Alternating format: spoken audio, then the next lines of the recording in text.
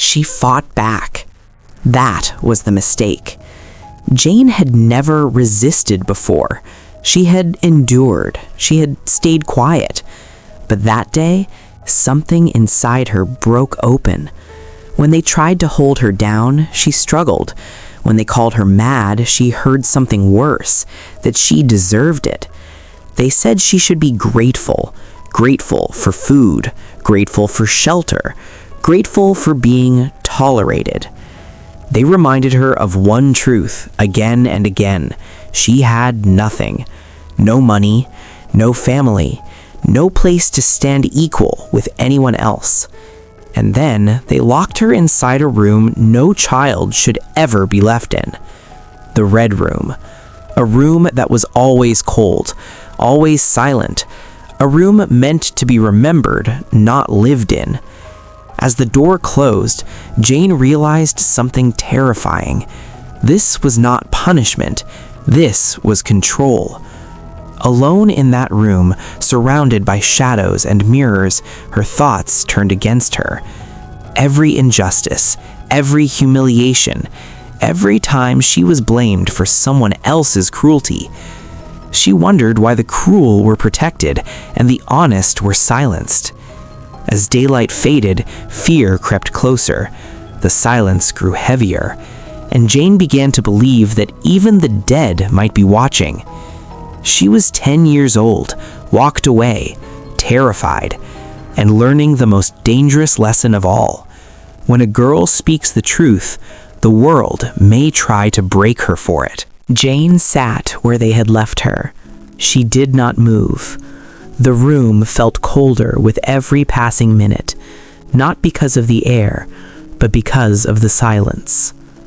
The Red Room was large, too large for a child. Its furniture stood still and distant, like witnesses that refused to speak.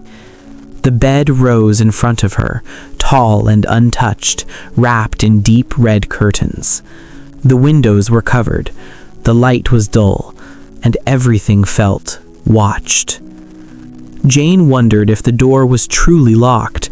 When she finally gathered the courage to stand and check, her fear was confirmed. It would not open. No escape. No voice answered. She crossed the room slowly, her eyes drawn to the mirror between the windows. In it, she saw herself, but not as she knew herself. Her face looked pale. Her eyes looked too large, too frightened. For a moment, she barely recognized the girl staring back at her.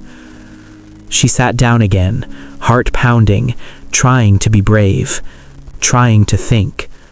But thoughts turned against her. Every unfair moment rose together. Every insult, every accusation, every time she was blamed for cruelty she did not create. Why was she always punished? Why was kindness never enough?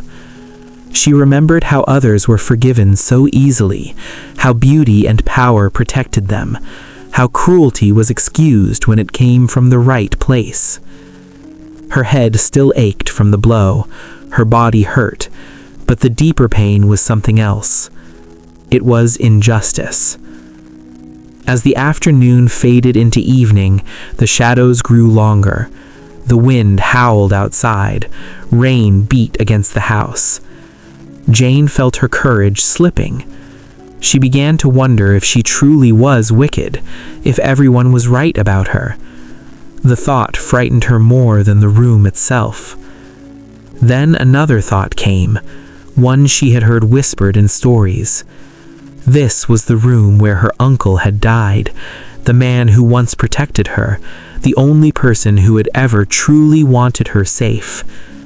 What if he knew what was happening now? The idea took hold of her imagination. The mirror darkened. The air felt heavier. When a faint light moved across the wall, Jane froze. It was small, unsteady, and alive. Her heart raced. She believed, truly believed, that something unseen was coming for her. Fear overcame her strength.